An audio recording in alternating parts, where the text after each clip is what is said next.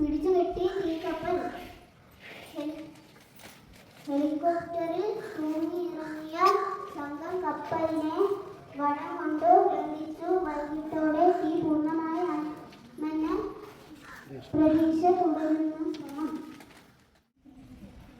എന്നാൽ ഇന്നത്തെ ദിവസം തീയതി എത്രയാ? ജൂൺ 12. ബാലവേല എന്ന് പറഞ്ഞാൽ എന്തുവാ?